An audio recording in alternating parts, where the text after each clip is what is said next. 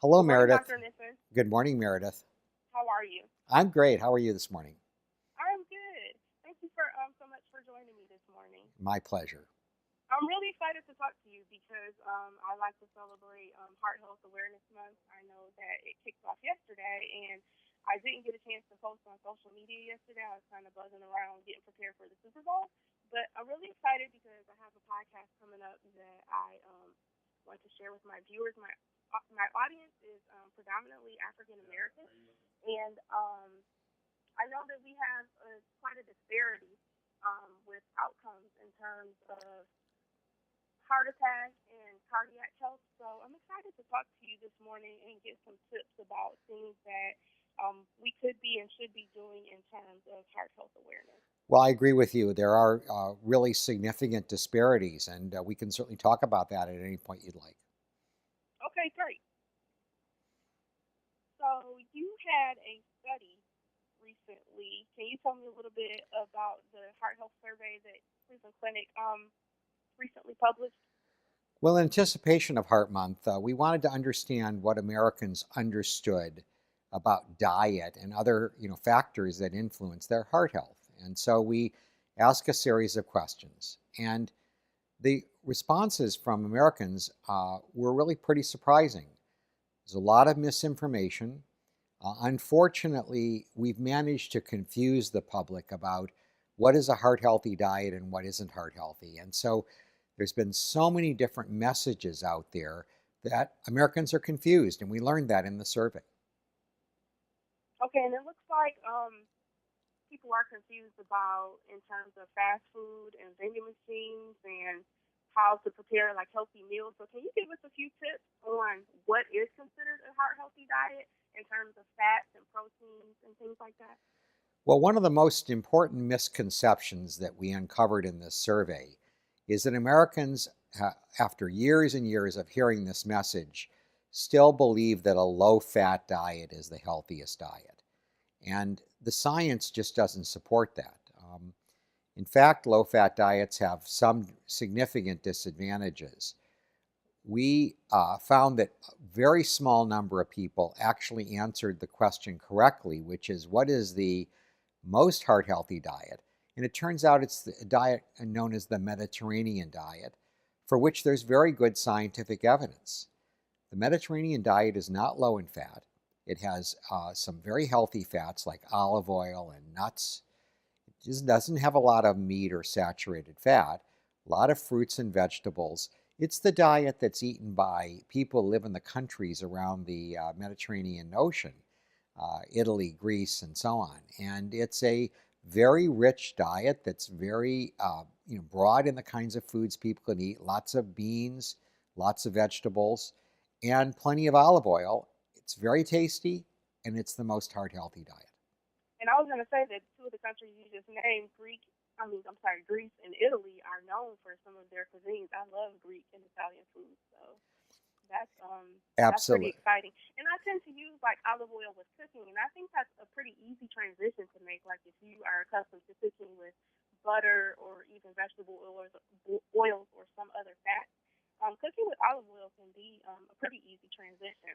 It is an easy transition, and it turns out there was a very large study done in the country of Spain involving more than 7,000 people. And some of the people in the study were randomly assigned to a kind of a standard low fat diet, such as the diet that has been historically recommended by the American Heart Association.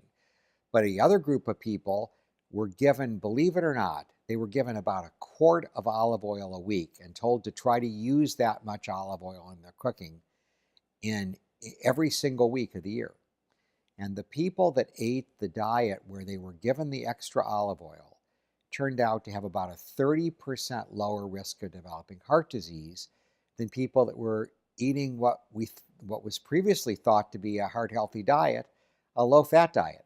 And A so it whole turned quart of olive a oil? Oh my quart of goodness. they were given a quart of olive oil a week and encouraged to use it all during the course of that week's cooking. Now, of course, a lot of it was used in cooking, but the point about all of this is that we believe that there may be some things in olive oil that are particularly beneficial to the heart. It's not a low fat diet.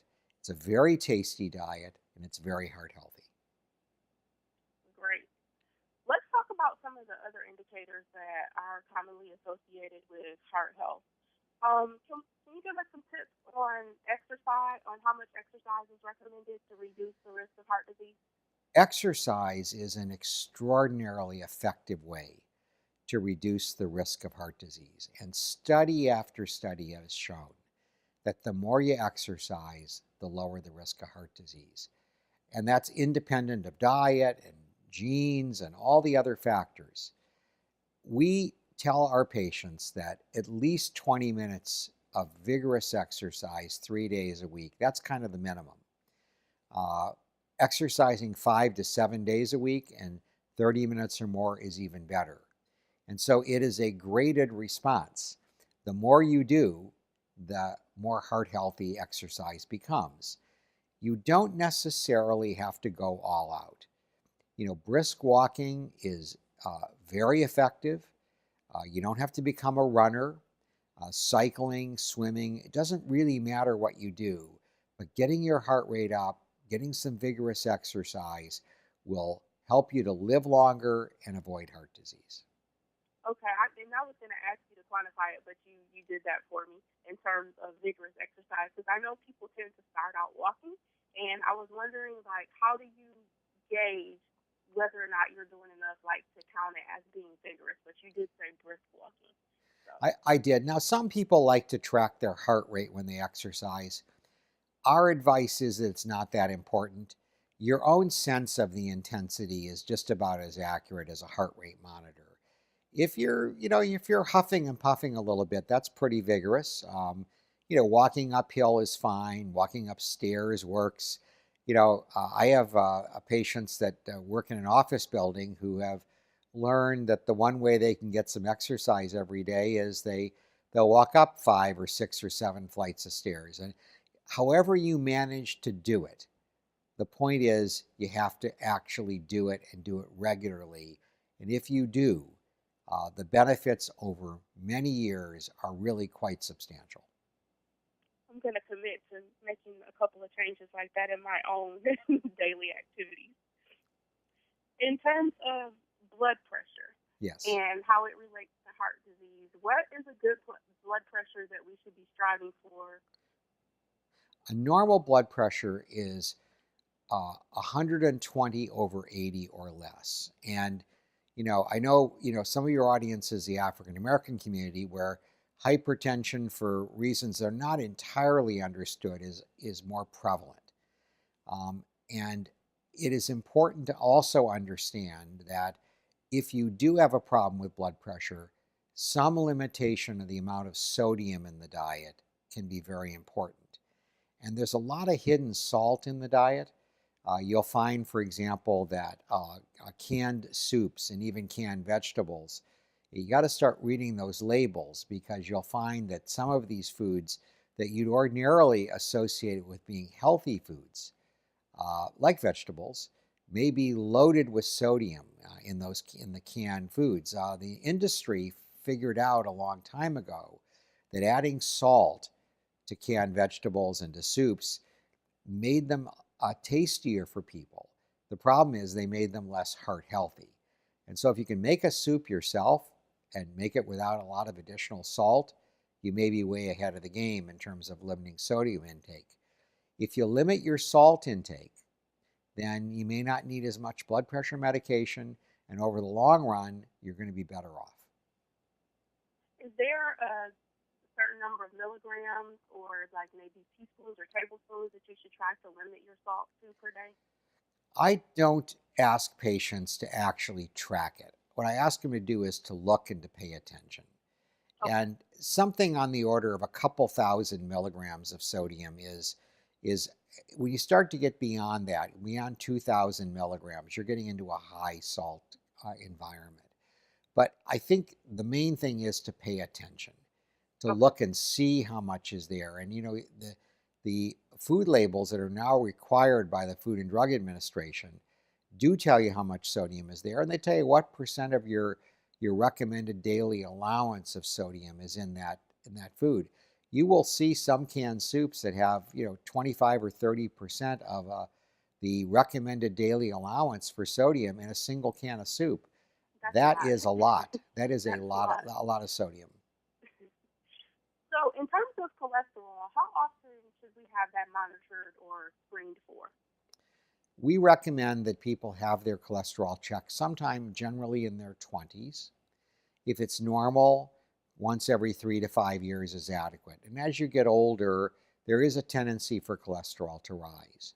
Hmm. Now, if you have high cholesterol or if you have borderline levels of cholesterol, then you may want to get it checked as often as once a year.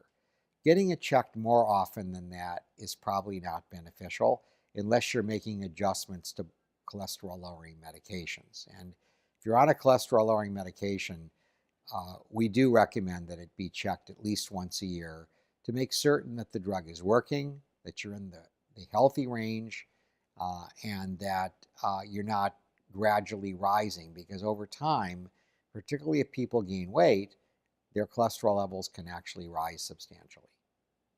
Okay, great. It looks like I think that we're almost out of time, but before I let you go, I would like to find out, or I would like for you to let the listeners know where we can go for more information to learn about managing our heart health and preventing heart disease. Well, the Cleveland Clinic where I work has a website that is just loaded with health information. And if they go to the Cleveland Clinic website, which is easy to find with a search engine, you will find on our Health Hub lots and lots of information. We have blogs, we have articles covering a wide range of topics about heart health because we think it's our responsibility to educate the public, and we try to do that on a daily basis. Okay, and I'll have a link available in the show notes. So is that like clevelandclinic.com or It's clevelandclinic.org, I believe, is the correct designation. clevelandclinic.org? Okay, great. Well, thank you so much, Dr. Nissen, for taking the time to speak with me today Great, about Heart Health Awareness Month. I think this is a great opener for the month, and I appreciate your time. great talking with you. Have a good day. You too.